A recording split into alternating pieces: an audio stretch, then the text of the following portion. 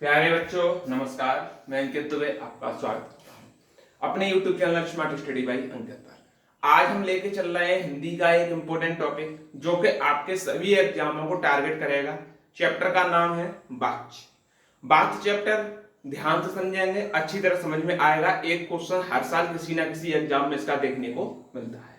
पहले समझते हैं वाच्य की परिभाषा के वाच्य कहते किसे हैं। तो क्रिया के जिस रूप से यह पता चले कि किसी वाक्य में कर्ता, कर्म या भाव में किसकी एक की प्रधानता है, यानी कि कर्ता, कर्म और भाव में से किसी एक की प्रधानता होनी चाहिए। ठीक, अच्छा, उसे वाच्य कहते हैं। वाच्य तीन प्रकार के होते हैं बच्चों।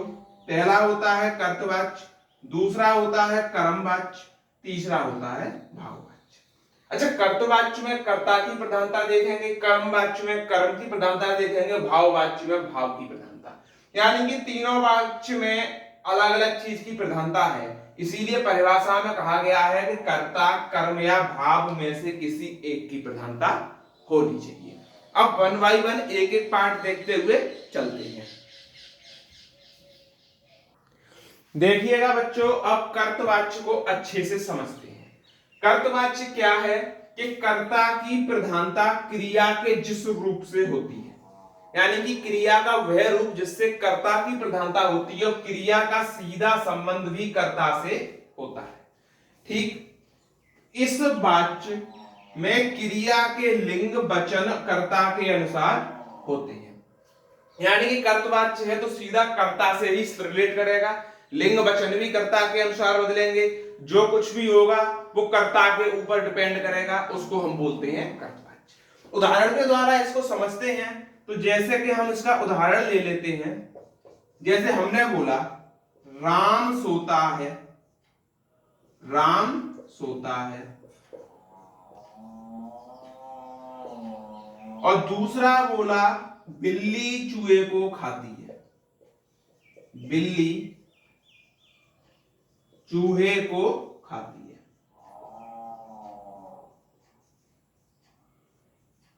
तो ये दोनों कर्तवाच्य हैं। क्यों? क्योंकि चूहे को कौन खा रहा है? बिल्ली। फर्क किस पर पड़ेगा? बिल्ली पर। राम सोता है तो सोने का फर्क किस पर पड़ेगा?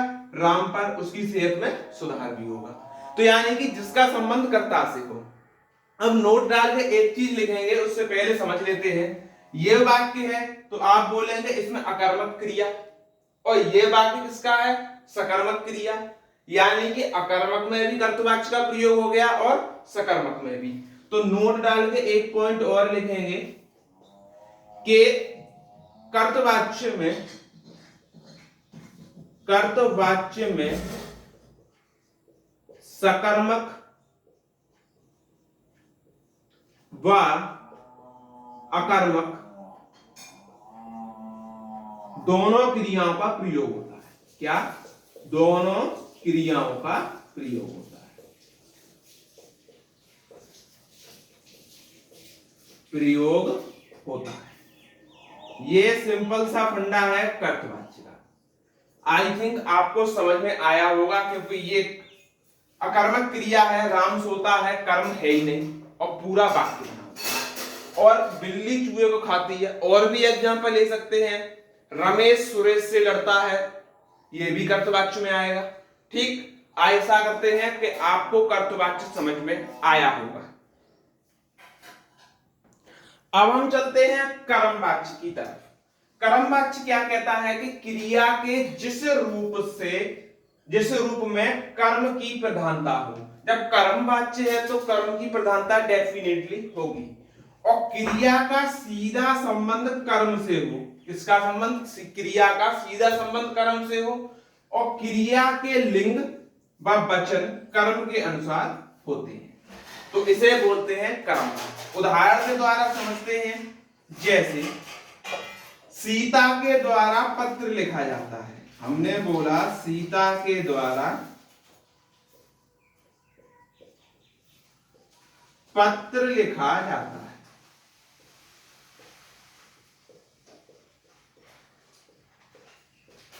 ठीक, दूसरा ले लेते हैं एग्जांपल। राहुल के द्वारा पुस्तक पढ़ी जाती है। हमने बोला राहुल के द्वारा पुस्तक पढ़ी जाती है।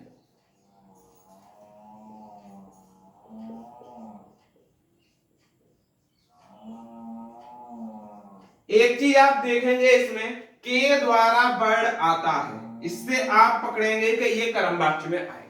ये ट्रिक है कि के द्वारा जिसमें दिख जाए वो किसमें जाएगा, कर्म वाच्य में जाएगा। नोट डाल के एक चीज और लिखें कि कर्म वाच्य में केवल सकर्मक क्रिया का प्रयोग होता है। इसमें केवल सकर्मक क्रिया का प्रयोग होता है, सकर्मक क्रिया का प्रयोग होता है।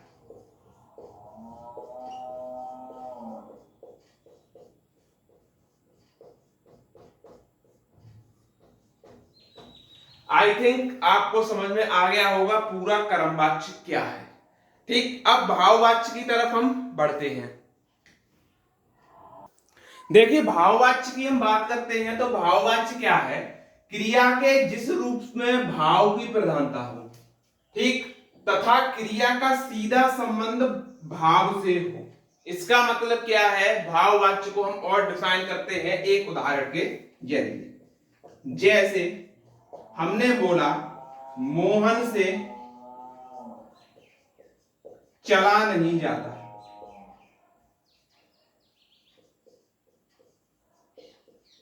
मोहन से